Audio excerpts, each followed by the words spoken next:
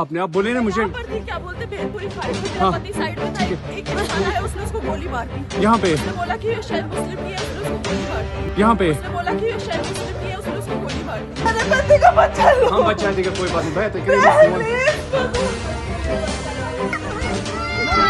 अरे नहीं हम लोग, अरे हम लोग फौज है, हम लोग बैठो हम लोग फौज है, बैठो बच्चे को गोली मार अरे हम लोग फौजी हैं, कुछ नहीं करेंगे, आपकी सेफ्टी के लिए आए हो। आपको हम लेके जा रही है, वो देखो आपके लिए बिस्किट भी लाए, चॉकलेट लाए, चॉकलेट हम उनके पास लेके जाएंगे। जब सत्ता धर्म में और धर्म सत्ता में घुसता है तो अनर्थ होता है, और यही अनर्थ कल हुआ जम्मू कश्मीर के पहलगांव में, जहां धार्मिक कट्टरवादियों द्वारा या यूं कहें कि इस्लामिक आतंकवादियों द्वारा धर्म विशेष के लोगों को उनका नाम और धर्म पूछकर हत्याएं की गई। नमस्कार साथियों, मेरा नाम है डॉक्टर सत्यवीर सिंह और आज मैं हूं आपके सामने बहुत ही दुखद घटना के साथ। साथियों, इस समय देश में जो दर्द और गुस्से का माहौल है उसमें पूरे देश की संवेदनाएं उन सभी लोगों के साथ हैं जिन्होंने अपने परिवार के किसी न किसी को इस हमले में खोया है। साथियों, इस घटना में जो लोग हताहत हुए उनमें कोई किसी का बेटा था, कोई किसी की पत्नी थी, कोई किसी का पुत्र था। इस घटना में हताहत होने वाले लोग या तो किसी के बेटे थे, या किसी के पिता थे, या किसी के पति थे। आप ये मान के चलिए किसी न किसी रूप में वो हमारे देश की एसेट्स थे, हमारे देश का भविष्य थे, और सबसे पहले वो भारतीय थे। साथियों, मैं आपको बताना चाहता हूँ कि ये सब घटनाएं क्यों घटती हैं। इसके पीछे बहुत सारे कारण होते हैं, इसके पीछे राजनीतिक कारण भी होते हैं, इसके पीछे धार्मिक कारण भी होते हैं।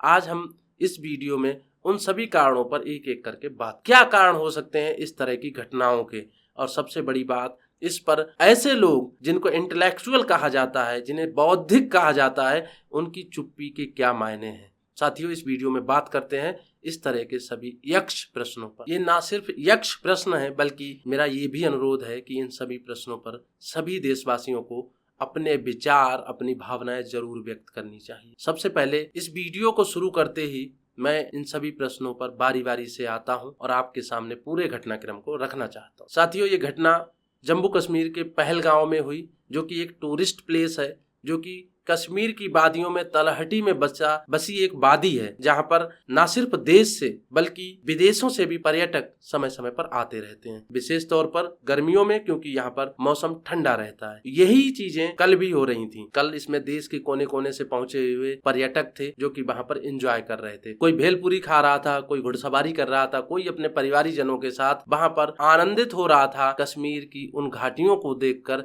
जिनको प्रेम के लिए प्रसिद्ध माना जाता है। और ठीक उसी समय दिन के लगभग 2:30 बजे वहां पर सेना की वर्दी में आए कुछ आतंकवादियों द्वारा वहां पर लोगों से नाम पूछे जाते हैं, उनका धर्म पूछा जाता है, और धर्म सुनते ही उन पर गोलियां चला दी जाती हैं। ये है कि पहले आतंकियों ने कलमा पढ़ने के लिए कहा, आतंकियों ने कुछ पुरुषों की पैंट उतरवाई, ये भी जानकारी सामने आ रही है।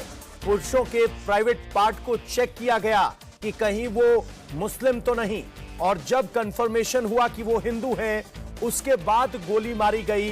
ये बहुत ही ग्रूसम जानकारी, भयावह जानकारी सामने आ रही है, जिसमें धर्म को निर्धारित करने के लिए पुरुषों के चेकिंग की गई।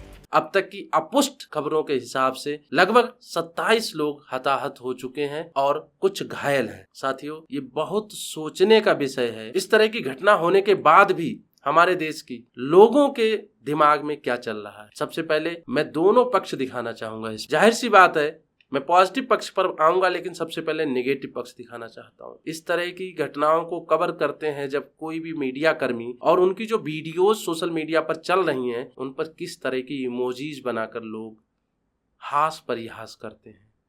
ये हमें सोचने पर मजबूर करता है कहाँ जा रहा है हमारा देश, हम क्या सोचते हैं। इस तरह की गंभीर घटनाओं पर, जहां देश का हर नागरिक अपने आंसू पोंछ रहा है और शोक संवेदनाएं दे रहा है उन परिवारों को जिन्होंने अपने लोगों को खोया है। वहीं पर कुछ लोग सिर्फ हास परिहास में लगे हुए हैं, मजाक बनाने में लगे हुए हैं। सबसे बड़ा प्रश्न ये नहीं है कि ये आतंकी हमला क्यों हुआ। ये सिर्फ पहला आतंकी हमला नहीं है, इससे पहले बहुत सारे आतंकी हमले हुए। लेकिन अगर मैं हाल की बात करूं तो 2 बहुत बड़े अटैक हुए हैं। उनमें एक अटैक था पुलवामा का, जिसमें 300 किलोग्राम RDX कहां से आया ये हम आज तक नहीं पता कर पाए। शायद उसकी ही परिणति है कि ये पहलगांव का अटैक हो पाया। शायद उसकी ही परिणति है कि ये पहलगांव का अटैक दोबारा से हो पाए। हमें प्रश्न करना होगा अपने उन हुक्मरानों से भी जो अपनी छोटी से छोटी चीज को अपनी उपलब्धि बताकर पूरे टाइम जितनी भी मेन स्ट्रीम मीडिया है, जितने भी न्यूज़पेपर्स हैं, उन पर छाए रहते हैं और हंसते हुए फोटो खिंचाते हैं। क्या उनकी ये जिम्मेदारी नहीं बनती है कि वो हमारे देश की बाह्य और आंतरिक सुरक्षा पर भी उतना ध्यान दें जितना ध्यान अपने आप की इमेज बनाने पे करते हैं। हमें प्रश्न करना पड़ेगा। और ये प्रश्न अगर हमने पुलवामा अटैक के बाद किए होते तो पुलवामा में जो हमारे शहीदों ने शहादत दी थी उसका असली मोल मिलता और दोबारा देश पर कोई हमला नहीं होता। यही वो लोग हैं जिन्होंने बार बार बढ़ चढ़कर और आज तक भी ये बता रहे हैं कि धारा 370 हटाने के बाद आतंकवाद की कमर टूट चुकी है, नोटबंदी के बाद आतंकवाद की कमर टूट चुकी है, और उसके बावजूद भी ये हमले हो रहे हैं। तो चूक कहां पर है? क्या ये हमारा इंटेलिजेंस फेलियर नहीं है? क्या ये हमारा प्रशासनिक फेलियर नहीं है? क्या हमें ऐसा नहीं लगता है कि इसमें हमारे जो भी देश के हुक्मरान हैं, जो कि पूरे 365 दिन चुनावी मोड में रहते हैं, उन्हें देश के लिए भी कुछ करना चाहिए। इस तरह की घटनाएं भविष्य में ना हो, या ये घटना नहीं होती उसके लिए भी कुछ करना चाहिए था। मैं यहाँ पर किसी के इस्तीफे की मांग नहीं करूंगा। क्यों? क्योंकि इस्तीफा नैतिकता के आधार पर दिया जाता है। और आज चाहे कोई भी राजनीतिक दल हो, चाहे वो कोई भी दल हो, जो चाहे विपक्ष में हो या पक्ष में हो, उनसे नैतिकता की बात सोचना भी बेईमानी है। तो यहाँ पर इस्तीफे की बात करना भी बिल्कुल उसी तरह से बेईमानी है जिस तरह से किसी भी राजनीतिक दल में आने के बाद किसी व्यक्ति के स्वच्छ छवि का होना मान लिया जाए। लेकिन इस तरह की बात तो जरूर की जाएगी। मैं देश के नागरिकों से आह्वान करूंगा कि आपके ये प्रश्न हुक्मरानों से जरूर होने चाहिए कि जब आप सत्ता पर काबिज हैं, जब आप हर समय अपना मुखौटा हर चीज में दिखाने की कोशिश करते हैं, तो अपनी नाकामी को कहां छिपा कर ले जाएंगे और जनता के सवालों से कब तक भागेंगे। मैं अपने देश के हुक्मरानों से भी ये बात बिल्कुल स्पष्ट तौर पे कहना चाहूंगा कि देश की जनता के मन में गुस्सा है। वो बिल्कुल आपसे ये चाहती है कि आप कुछ भी करें, लेकिन बदला होना चाहिए। बदले का मतलब ये होना चाहिए कि आप इस घटना के अंजाम के बदले जो भी करने जाएं उसकी परिणति ऐसी होनी चाहिए कि वो नजीर बने, जिससे कि देश के लोगों को आप पर भरोसा जगे, उन्हें लगे कि वो सुरक्षित हाथों में हैं। इस तरह की घटनाओं के लिए मैं देश के उन लोगों पर सवाल उठाना चाहूंगा जो लोग तरह तरह के पाखंड और ढोंग समाज में फैला रहे हैं और बात करते हैं कि वो पर्ची निकाल लेते हैं, वो भविष्य बता देते हैं। कहाँ चले जाते हैं ऐसे लोग जब इस तरह की घटनाएं घटित होती हैं, और जब वो घटनाएं पूरी तरह से घटित होने के बाद हमारे देश के लोग, हमारे देश के भविष्य जब पूरी तरह से खत्म हो चुके होते हैं, कहाँ चले जाते हैं ये लोग जब इस तरह की घटनाएं घटित होने वाली होती हैं? क्यों नहीं बता पाते हैं वो भविष्य? आम जनमानस को ये भी सोचना पड़ेगा। मैं हुक्मरानों से फिर एक प्रश्न करना चाहूंगा, और वो प्रश्न ये होगा कि इस हमले को हम ये नहीं चाहते कि आप इसकी मार्केटिंग करें। हम ये नहीं चाहते कि दिन भर मेन स्ट्रीम मीडिया इसको दिखाए कि फला हमारे राजनेता ने फला काम कर दिया, फला बयानवीर ने ये बयान दे दिया, हम कड़ी से कड़ी निंदा करते हैं। हमें निंदा नहीं चाहिए, हमें चाहिए इसका जवाब। वो सभी परिवार जिन्होंने अपने लोगों को खोया है, वो सिर्फ जवाब चाहते हैं, जवाबी कार्रवाई चाहते हैं। कश्मीर में इस तरह की घटना घटित होने के बाद 2 तरह के चेहरे सामने आए। एक चेहरा ये सामने आया कि एक मोमबत्ती गैंग जो कि शोक संवेदना प्रकट करने निकला था, उसमें से कुछ लोग वास्तव में शोक प्रकट कर रहे थे और आगे चल रहे थे, लेकिन उन्हीं में कुछ लोग पीछे हंसी ठिठोली कर रहे थे, जो कि उनकी गंभीरता को दर्शाता है। साथ ही साथ एक शक पैदा करता है। ये शक क्या है? ये शक ये है कि इस तरह के बड़े हमले बिना किसी लोकल्स की मदद के नहीं हो सकते। मेरा नाम उमर है। पहलगाम में है ना? पहलगाम में इस वक्त हूँ, परेशानी की हालत में हूँ। तो कितना बड़ा नुकसान है? अंदाज़ा नहीं कितना परेशान है हम, कितना नुकसान हुआ। ये सब के लिए नुकसान है। पहले इंसानी जो जाने चले गई, इनका बड़ा दुख है हमें। हम खुद परेशान हैं, हमें समझ में नहीं आ रहा है हम कहाँ पे है। हमारे गेस्ट भी परेशान हैं, हम भी परेशान हैं। हाँ, तो गलत हुआ, ऐसा नहीं होना चाहिए था। गलत हुआ, बहुत गलत हुआ। तो जाहिर सी बात है सरकार को इस पर भी ध्यान देने की बहुत ज़्यादा ज़रूरत है कि इसमें लोकल के लोगों का इन्वॉल्वमेंट तो नहीं है? यदि है तो बाहर वालों से पहले उन पर कार्रवाई होनी चाहिए। साथ ही साथ ये अपील बिल्कुल रहेगी कि निर्दोषों को ना फंसाया जाए। जो भी इसमें शामिल हैं उन पर कार्रवाई हो और कठोर कार्रवाई हो। दूसरा चेहरा भी देखने को मिला कश्मीर में, वहाँ की यूथ विंग द्वारा, वहाँ के युवाओं द्वारा इस चीज की भर्त्सना की जा रही है। लोगों को इकट्ठा करके वो लोग अनशन कर रहे हैं और वो सरकार से मांग कर रहे हैं कि इसमें जो भी शामिल हैं, चाहे वो स्थानीय हैं या बाहरी हैं, उन पर कार्रवाई हो। हमारे देश के लोगों ने देश के बेटे खोए हैं, देश की आवाम को खोया है, देश की आवाम का नुकसान हुआ है। हमारे देश के कई ऐसे, इनमें कोई हो सकता है कोई इंजीनियर हो सकता है कोई साइंटिस्ट हो सकता है कोई भविष्य में एक अच्छा नेता हो। देश के ऐसे लोगों को खोया है तो जाहिर सी बात है हमें कार्रवाई चाहिए। ये मांग देश के अन्य हिस्सों से तो उठ ही रही है, कश्मीर के युवा भी उठा रहे हैं। हमें उनकी भी तारीफ करनी चाहिए और उनसे भी मेरा ये सवाल है कि आप लोग सिर्फ अनशन करने क्यों आते हैं? क्यों नहीं आप हमारी सेना की मदद करते हैं? क्यों नहीं आप हमारे राजनीतिज्ञों की मदद करते हैं? क्यों नहीं इस तरह की घटनाएं घटित होने से पहले अगर आपकी नज़रों में इस तरह के कोई लोग हैं तो उसकी सूचनाएं सेना तक नहीं पहुंचाते? बहुत दुखद विषय है, बहुत कुछ बोला जा सकता है। मैं सिर्फ अपनी भावनाएं व्यक्त कर रहा हूं और आप लोगों के सामने कुछ प्रश्न छोड़ रहा हूं।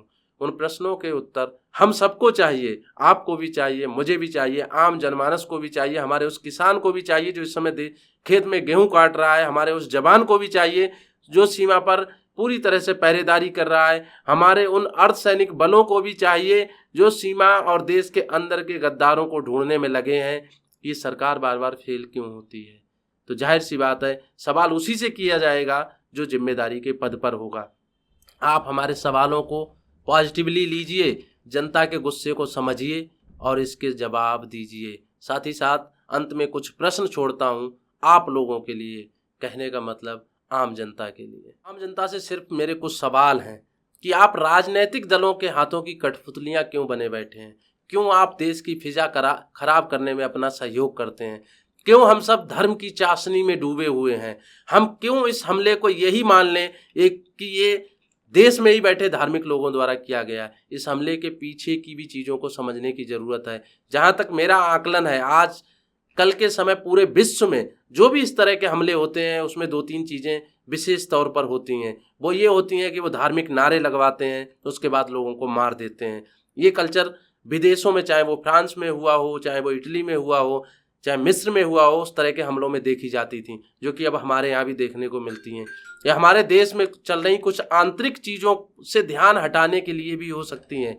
तो हम सबको गंभीरता से विचार करना है कि हमारे लिए देश पहले है, धर्म बाद में। चाहे वो हिंदू धर्म हो, चाहे वो बौद्ध धर्म हो, चाहे वो मुस्लिम धर्म हो, ये अपील सबसे बराबर की है। अगर हम धर्म की चाशनी में डूबे रहेंगे, हम हर चीज़ को धर्म के चश्मे से देखते रहेंगे, तो इस तरह की घटनाओं पर ना तो कभी लगाम लग पाएगी और ना ही हम खुलकर भर्त्सना कर पाएंगे। मेरा सवाल उन इंटेलेक्चुअल लोगों से भी है जो अपने आप को बौद्धिक कहते हैं या फिर वो बौद्धिक हैं भी। उनसे भी सवाल इसलिए है कि इस हमले में ये स्पष्ट रूप से देखा जा सकता है कि उन्होंने नाम पूछे, धर्म पूछे, और जैसे ही लोगों ने अपना धर्म हिंदू बताया या नाम ऐसे बताए जो कि हिंदू धर्म से थे, उनको गोली मार दी गई। क्या माना जाएगा? हालांकि इस बात पर मुझे गहरा दुख है कि इस बीच में एक मुस्लिम भाई भी मारा गया। जितना दुख अन्य पर्यटकों के लिए है, उतना ही दुख उस परिवार के लिए भी मुझे है और देश के लोगों को भी है। लेकिन फिर भी इस चश्मे को तो हमें उतारना पड़ेगा, और ये चश्मा हम कैसे उतार पाएंगे, ये सबसे यक्ष प्रश्न है। ये मान के चलिए कोई भी राजनीतिक दल ये नहीं चाहता कि आप धार्मिक चश्मे को उतारें, आप धर्म की चाशनी में ना डूबें। ये सिर्फ आपको स्वयं करना होगा। आप चाहते हैं कि आपके बच्चों का भविष्य अच्छा हो, आप चाहते हैं कि आपका देश फिर से उच्च स्तर पर जाए, आप चाहते हैं कि आपके देश में हर जगह शांति हो, तो हमें धर्म के चश्मे को उतारना पड़ेगा। और इसमें सबसे पहले आना पड़ेगा उन लोगों को जो अपने आप को बौद्धिक कहते हैं। इस समय सबसे ज़्यादा मुझे अगर गुस्सा आ रहा है तो उन लोगों पर आ रहा है जो इंटेलेक्चुअलिटी की बात करते हैं, जो सेकुलरिज्म की बात करते हैं, लेकिन यहाँ पर आकर खुलकर ये नहीं बोल पाते हैं कि ये 100% इस्लामिक आतंकवाद है। मैं ये नहीं कहता कि मेरे देश का हर मुसलमान गद्दार है या मेरे देश का हर मुसलमान देश विरोधी है। मैं बिल्कुल मानता हूँ कि 99% मुसलमान देशभक्त हैं, लेकिन जो 1% है उनके लिए 99% क्यों नहीं बोल रहे हैं। तो उम्मीद करता हूँ बोलेंगे? ये प्रश्न उन बौद्धिक लोगों के लिए है। साथ ही साथ मैं जनता से अपील करूंगा, सभी लोग इन परिवारीजनों के लिए शोक संवेदनाएं प्रकट करें, जिससे कि वो अपने दुख से उबर पाए और वो महसूस करें कि देश का हर बच्चा बच्चा उनके साथ खड़ा है। साथ ही साथ प्रश्न करना मत बंद कीजिए, जो भी हुक्मरान हैं उनसे खड़े होकर प्रश्न जरूर कीजिए। धन्यवाद।